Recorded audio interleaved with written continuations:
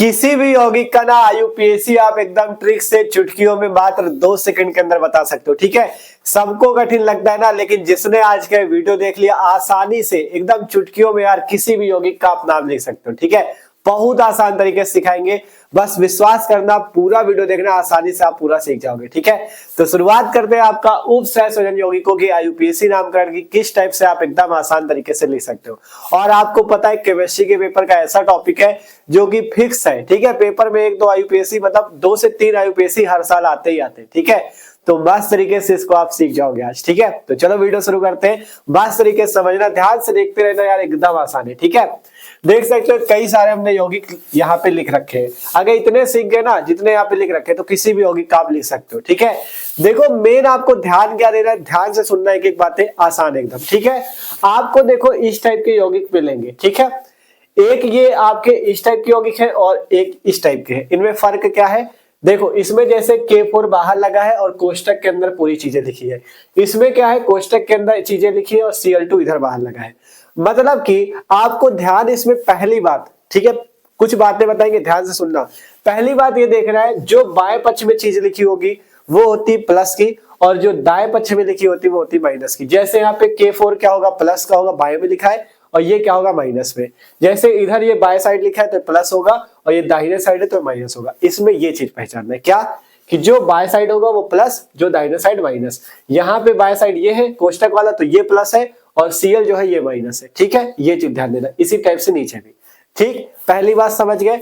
दूसरी बात ये समझनी है, क्या कोष्टक के अंदर कुछ बात समझनी है। जैसे बड़े वाले कोष्टक के अंदर 2 चीजें होती है, एक होता है केंद्रीय धातु परमाणु, एक होता है लिगेंड।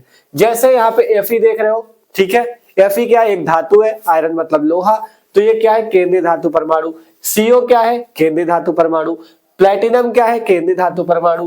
क्रोमियम क्या है, केंद्रीय धातु परमाणु। ये Zn जिंक क्या है, केंद्रीय धातु परमाणु।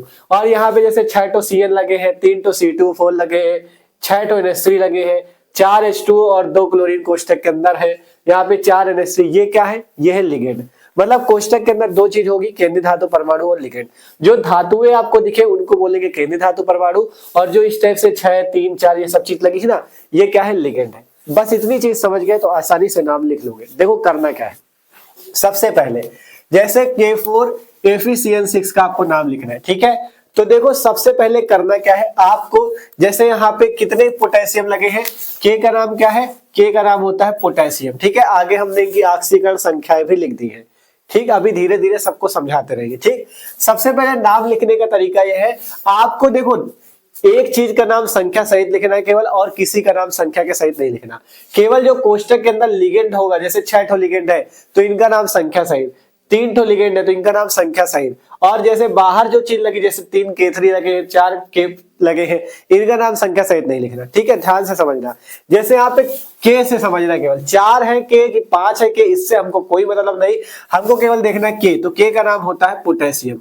K को क्या बोलते हैं, पोटेशियम बोलते हैं। ठीक है, तो इसका नाम लिखने के लिए सबसे पहले लिखा पोटेशियम, पोटेशियम लिख दिया आपने। ठीक है, पहला काम, सबसे पहला काम, सबसे पहले नाम बाएं पक्ष वाले का, यह सबसे पहले नाम धनायन का लिखना है। ठीक है, तो आपने धनायन का नाम सबसे पहले लिख दिया। आप जब कोष्टक के अंदर नाम लिखोगे तो कोष्टक के अंदर सबसे पहले नाम लिगेंड का लिखना है और संख्या सहित लिखना है। यहाँ पे कितने लिगेंड है, 6, तो 6 के लिए आपको यूज करना है हेक्सा। याद रखना, अगर 2 चीज, अगर लिगेंड 2 ठो तो डाई यूज करना, 3 ठो तो ट्राई, 4 के लिए टेट्रा, 5 के लिए पेंटा, 6 के लिए हेक्सा। ठीक है, तो कितने Cn है, 6, तो यहां से यूज करो हेक्सा। क्या यूज करोगे, हेक्सा। और Cn का नाम, Cn का नाम क्या है, ये हमने लिख रखा है, Cn का नाम साइनो, तो यहां से क्या लिखोगे, हेक्सा साइनो। क्या लिखोगे, हेक्सा साइनो। ठीक है, इस टाइप से पोटेशियम 6 Cn के लिए हेक्सा साइनो। आगे है Fe।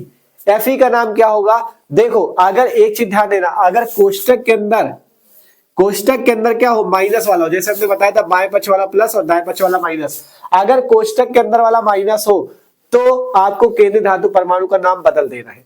जैसे Fe को बोलते क्या है, आयरन बोलते हैं, लोहा, लेकिन यहाँ पे इसका नाम बदल के हम क्या लिखेंगे, फायरेट। क्या लिखेंगे, फेरेट। ये चीज अगर समझ गए ना तो किसी यौगिक का नाम लिख सकते हो। अब जैसे यहाँ पे क्या है कोष्टक के अंदर वाला प्लस, तो इसमें जिंक का नाम नहीं बदलेंगे, डायरेक्ट जिंक लिखेंगे।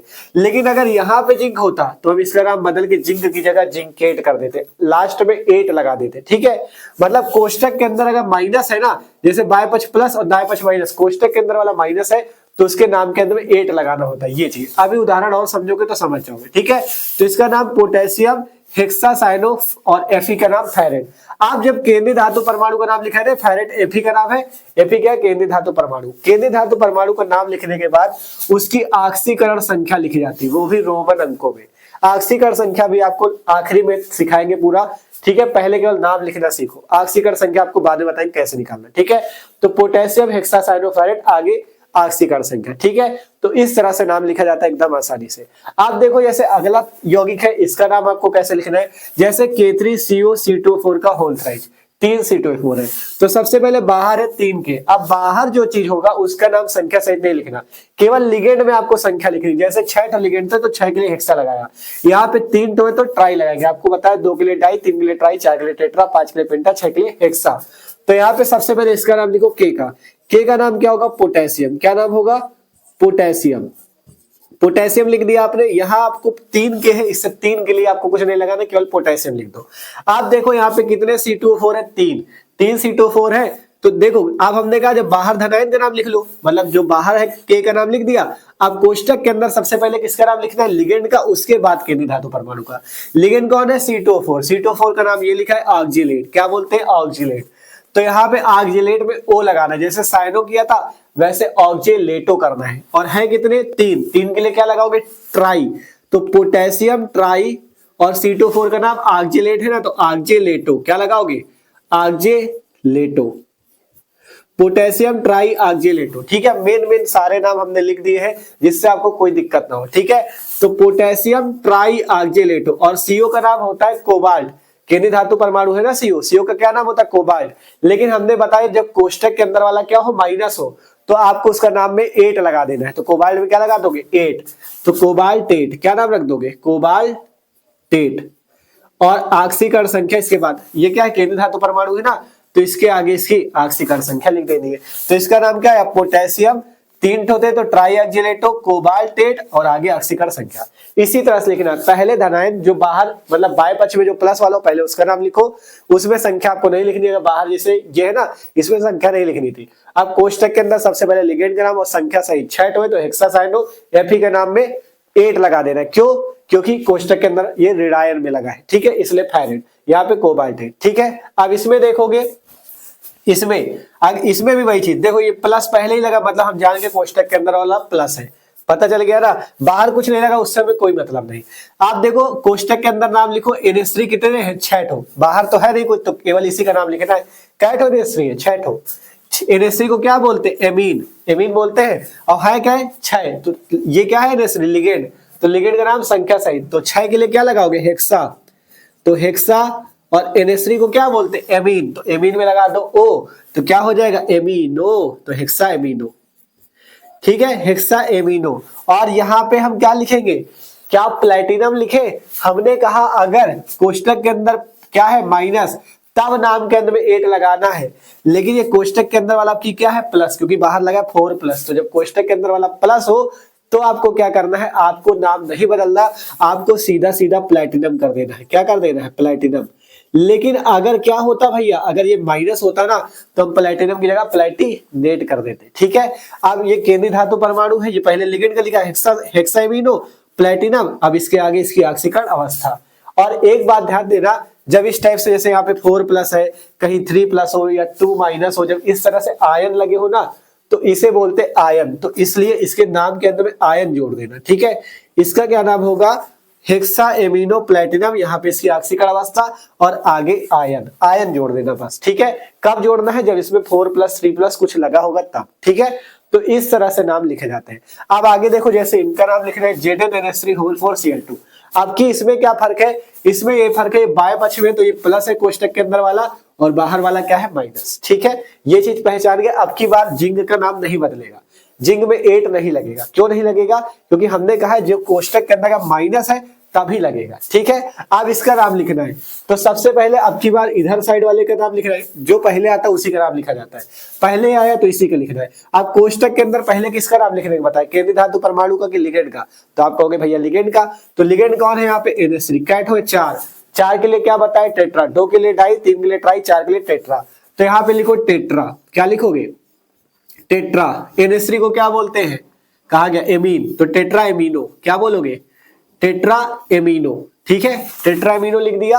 अब जेडन का क्या नाम है, जेडन का, तो आप कहोगे भैया जेडन को जिंकेट लिख दे। जिंकेट क्यों लिख दोगे, अब की बार प्लस है तो डायरेक्ट जिंक लिखो ना, तो टेट्रा एमीनो जिंक, यहाँ पे नीचे लिख रहे जगह आगे नहीं है। ठीक है, टेट्रा एमीनो जिंक। अब जिंक हो गया केंद्रीय धातु परमाणु, इसके आगे इसकी आक्सीकरण अवस्था लिख दो। ठीक है, ये देखो यहाँ पे इसको थोड़ा ऐसे कर दे जिससे आप, ठीक है, इधर वालों के नाम इधर, बोर्ड में जगह कम है समझ लेना। ठीक है, टेट्रा एमिनो जिंक। अब इसके बाद इसकी आक्सीकरण अवस्था लिखनी है और आगे Cl। Cl अब बाहर है, कैट हो 2 ठो, तो क्या डाई क्लोराइड लिखे, डाई नहीं लिखेंगे, डाई ट्राई टेट्रा पेंटा हेक्सा उसी में लगाना है जो लिगेंड होगा, केवल लिगेंड की नाम संख्या सहित, और बाकी में संख्या आपसे कोई मतलब नहीं। 2 ठो क्लोरीन है कि 3 ठो क्लोरीन, इससे कोई मतलब नहीं, बस उसमें आपको क्लोरीन की जगह क्या लिखना है क्लोराइड, क्या कर देना है क्लोराइड। ब्रोमीन लगा होता तो क्या कर देते ब्रोमाइड। ठीक है, तो इसका नाम कैसे लिखा गया, 4 NH3 थे तो टेट्रा एमिनो, जेडन का नाम जिंक, यहाँ पे केंद्रीय धातु परमाणु है ना जिंक, तो आगे आक्सीकरण अवस्था और क्लोरीन की जगह क्लोराइड कर दिया, तो हो गया आपका एकदम आसानी से। ठीक है, इसी तरह से नाम लिखना है। अब जैसे यहाँ पे देख लो, इसका नाम लिखना है, यहाँ पे अब की बार ये केंद्रीय धातु परमाणु और लिगेंड इस बार हमारे पास 2 है। पहला है जल H2O, H2O को बोलते हैं एक्वा, क्या बोलते हैं एक्वा। तो एक्वा किससे आता है, ए से। अब जब 2 लिगेंड मिले तो 2 लिगेंड का तरीका बता रहे कैसे नाम लिखना है। एक्वा आता है ए से और क्लोरीन किससे आता है सी से। तो अब आपको ABCD यूज करना है। पहले नाम, अब जैसे 2-3 थे लिगेंड आ गए, तो अब बात आती कि कौन सा लिगेंड का नाम पहले लिखे, तो उसके लिए ABCD आती ना, वो याद रखना। पहले ABCD में A आता है कि C, देखो एक्वा का A और क्लोरीन का C, तो पहले ABCD में A आता है कि C, तो आप कहोगे भैया A आता है, तो पहले नाम A का लिखना है। ठीक है, आप कोष्टक के अंदर वाले का नाम लिखना है, तो केंद्रीय धातु परमाणु और लिगेंड है ये दोनों। अब की बात 2 ठो लिगेंड है, ये भी लिगेंड है ये भी लिगेंड है। ठीक है, तो आप दो में से पहले नाम किसका लिखेंगे, जिसका ABCD पहले आएगा, एक्वा का A और क्लोरीन का C, तो पहले एक्वा आएगा ना, तो एक्वा का नाम पहले। अब कितने हैं यहाँ पे 4, H2O कितने हैं 4, तो 4 के लिए टेट्रा, तो पहले लिखना है टेट्रा एक्वा, क्या लिखोगे टेट्रा एक्वा, इसका नाम हो गया। अब कोष्टक के अंदर जो होगा उसमें आपको क्या करना है, उसमें डाई ट्राई लगाना है। यहाँ पे कोष्टक के बाहर था इसलिए हमने डाई क्लोराइड नहीं लिखा, लेकिन यहाँ पे भैया ये कोष्टक के अंदर ये लिगेंड की तरह कार्य कर रहा है अभी, तो ये इसका नाम टेट्रा एक्वा, और यहाँ पे 2 है ना, तो 2 के लिए क्या लगाना डाई, और क्लोरीन की जगह डाई क्लोरो, क्या लगाना है डाई क्लोरो, तो इसका नाम टेट्रा एक्वा डाई क्लोरो। ठीक है, दोनों लिगेंड के नाम हो गए ना, टेट्रा एक्वा डाई क्लोरो, ये केवल समझाने के लिए था। ठीक है, tetra aqua die chloro ligand के नाम हो गए। अब ये आपका क्या केंद्रीय धातु परमाणु क्रोमियम, तो क्रोमियम लिख दो।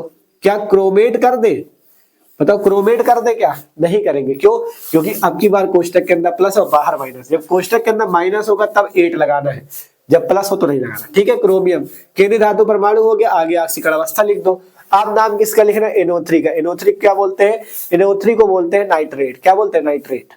ठीक है, NO3 को क्या बोलते हैं नाइट्रेट, तो यहाँ पे लिख देना आगे नाइट्रेट। ठीक है, आगे क्या लिख देना नाइट्रेट, ये आपका NO2 नहीं था NO3 था। ठीक है, ये हो गया नाइट्रेट। तो नाम क्या आया टेट्रा एक्वा डाई क्लोरो, और यहाँ पे क्रोमियम और बाहर नाइट्रेट, ये यहाँ पे आक्सीकरण अवस्था। यहाँ पे जब कोष्टक के बाहर था तो क्लोराइड किया था, लेकिन हमने कहा था लिगेंड में O लगाना, जैसे अभी तक लगाते थे साइनो ऑक्जेलेटो एमिनो, है ना एमिनो, तो वैसे ही क्लोरो, है ना ऐसे।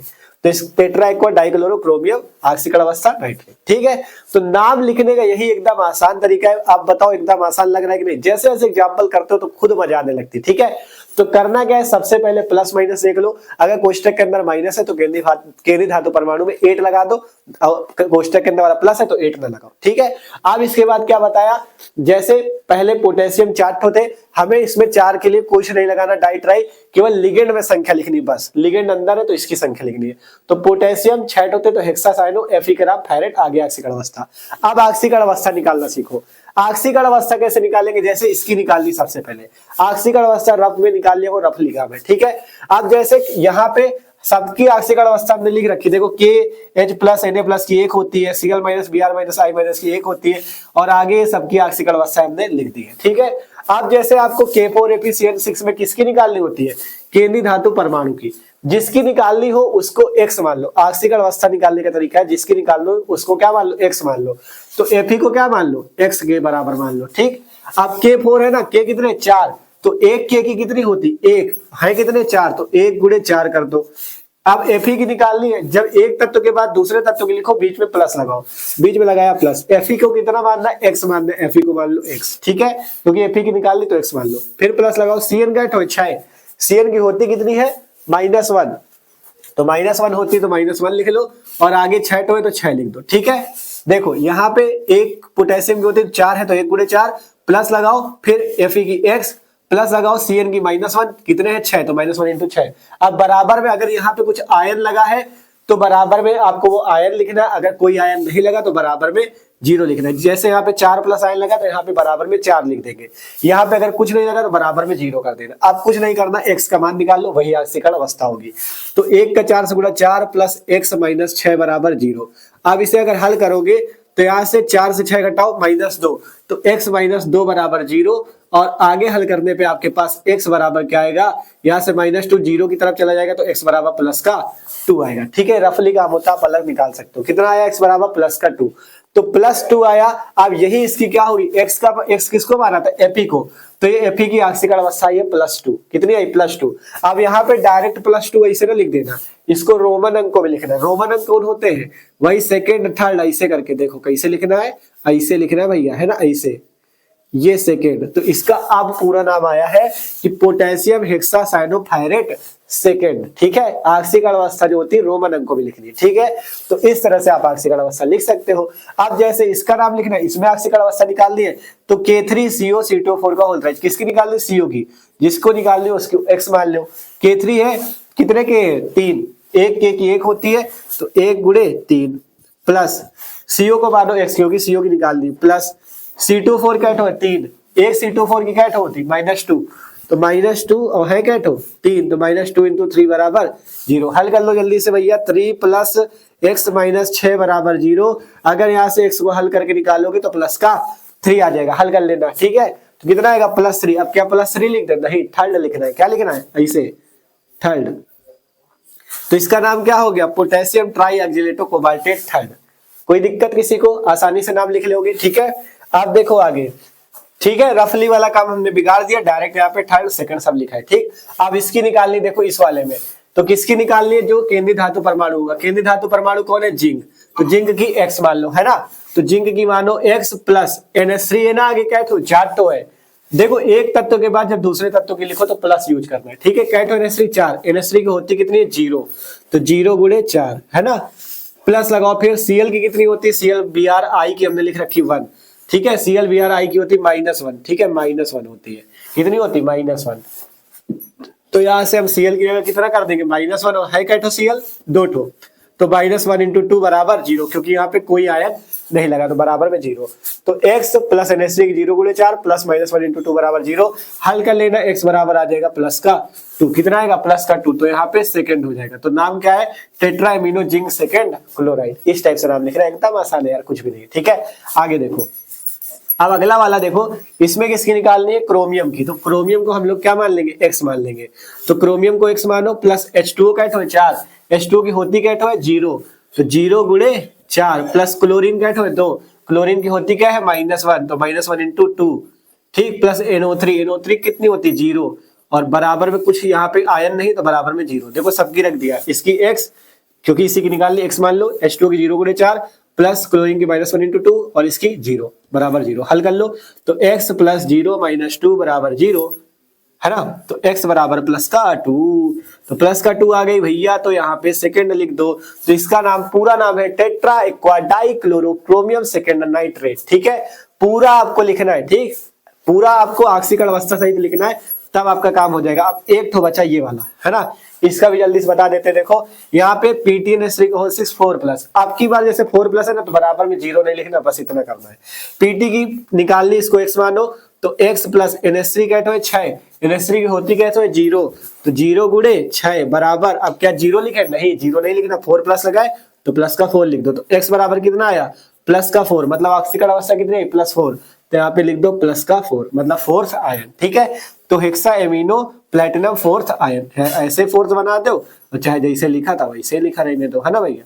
तो इस टाइप से आपका क्या हो जाएगा, ये नाम हो गया। थोड़ा सा यहाँ पे एक चीज गड़बड़ हो गया, जानते हो क्या, यहाँ पे NO2 का ही था 0, ठीक है, ये किसका था, NO2 का 0 था। NO3 की यहाँ पे लिख लेना, ऊपर लिखे दे रहे हैं, NO3 जो होता है, देखो NO2 को नाइट्रो कहते हैं और NO3 को नाइट्रेट कहते हैं, क्या कहते हैं, नाइट्रेट, ठीक है, सही से लिख लेना, इसकी होती -1, ठीक है। तो ये चीज थोड़ा सा गड़बड़ हो गया था, आप फिर से निकालो तो यहाँ पे थर्ड आएगी, ठीक, कितनी आएगी, सेकंड नहीं आएगी, थर्ड आएगी, तो थोड़ा सा गड़बड़ हो गया था। क्रोमियम की 1 से लिखोगे, प्लस H2 की 0 गुणे 4, क्लोरीन की -1 तो -1 × 2, और NO3 की होती -1 बराबर 0। अब हल करना तो x + 0 - 2 - 1 बराबर 0, तो x - 3 बराबर 0, मतलब x बराबर प्लस का 3 आएगा, तो ऑक्सीकरण अवस्था 3 आएगी, तो यहाँ पे थर्ड होगा, ठीक है। तो थोड़ा सा गड़बड़ हो गया था और आपका बाकी सब सही है, ठीक है। तो इसी टाइप से आपको नामकरण करना है IUPAC, आसानी से आप सीख चुके हो। देखो जितना ज्यादा प्रैक्टिस करोगे ना, आपसे कहा था बहुत आसान है, कुछ भी नहीं है, ठीक है। तो अगर आपको थोड़ा कम समझ में हो तो एक बार वीडियो को फिर से देख लेना और आपको एकदम आसानी से समझ में आ जाएगा। पूरी कोशिश थी कि एक एक चीज आपको सिखा दे इसी वीडियो पे। तो देखो जितने इंपॉर्टेंट आपके थे वो हमने करा दिए, आप लोग क्वेश्चन बैंक पे आपके जो दिए हो उनसे भी प्रैक्टिस करना, जिससे आपको और आसानी से आने लगे, ठीक है। और अगर किसी आयन का नाम लिखने में दिक्कत हो तो कमेंट कर देना, ठीक है, हम आपको फिर से वीडियो बना देंगे जिसमें आपको और कई सारे एग्जाम्पल की प्रैक्टिस करा देंगे, ठीक है। तो आशा करते हैं आज आपको इस वीडियो को देखने के बाद IUPAC नामकरण समझ में जरूर आया होगा, ठीक है। देखो ये ऐसा टॉपिक है जिसको आपको अच्छे से समझना पड़ता है, ठीक। आप देखो अगर एक बार में ना समझ में हो, इसीलिए आपसे कह रहे हैं थोड़ा वीडियो पीछे करके देख लेना, पूरा फिर से समझ में आ जाएगा बहुत अच्छे तरीके से, ठीक है। तो वीडियो अच्छा लगा लाइक कर लेना, और जो लोग चैनल पे नए हो सब्सक्राइब कर लो, क्योंकि मस्त तरीके से यहाँ पे क्लास 12 के सभी इंपॉर्टेंट टॉपिक की तैयारी चल रही है, ठीक है। सब्सक्राइब कर लेना और इस वीडियो को अपने दोस्तों के साथ भी शेयर कर देना, जिससे वो लोग भी इनको तैयार कर ले और आसानी से इनका नाम लिखना सीख जाए, ठीक है। तो मिलते हैं अगले वीडियो पे, इसे नोट कर लो और देखो इनकी एक बार खुद से प्रैक्टिस करना, ठीक है। प्रैक्टिस से आएगा, जितने एग्जाम्पल प्रैक्टिस करोगे उतना अच्छे से आने लगे, ठीक है। इसीलिए हमने मेन चीजें सारी यहाँ पे लिख दी थी, आसानी से उनकी ऑक्सीकरण अवस्थाएं आगे लिखी हुई है, ठीक है। तो वीडियो को लाइक कर लेना, चैनल को सब्सक्राइब कर लेना और वीडियो को अपने दोस्तों के साथ भी जरूर शेयर करना, ठीक है। तो नोट कर लो।